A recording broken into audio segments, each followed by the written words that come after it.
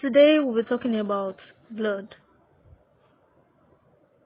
Blood is a connective tissue that is in fluid form. It is also called the fluid of life, the fluid of growth, and the fluid of health. It is called the fluid of life because it transfers oxygen from the lungs to all body parts, and it collects carbon dioxide from all body parts and returns it to the lung. It is called the fluid of growth because it carries nutrients from the digestive system to the tissues. It also carries hormones to the tissues. It is called the fluid of health because it protects the body against disease and it helps in excreting waste products. Properties of blood. The color of the blood is red, but the blood in the artery is scarlet red because of the presence of oxygen. And the blood in the vein is purple red because it has more of carbon dioxide.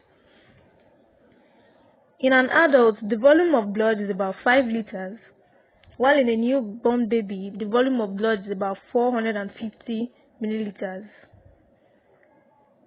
The pH of blood is slightly alkaline, it is 7.4. Specific gravity of total blood is about 1.052 to 1.061. And blood is 5 times more viscous than water. Composition of blood. The blood is made up of blood cells and plasma. The blood cells are the white blood cells, known as the leukocytes, the red blood cells, known as the erythrocytes, and platelets, known as thrombocytes. These 3 cells together are called formed elements. Plasma is the straw-colored, clear liquid part of the blood, and is made up of 91 to 92% of water, while 8 to 9% of it is of solids. Plasma is made up of serum and fibrinogen. The functions of blood include transportation of nutrients, gases, waste products, hormones, and enzymes. Blood helps in regulation of water balance.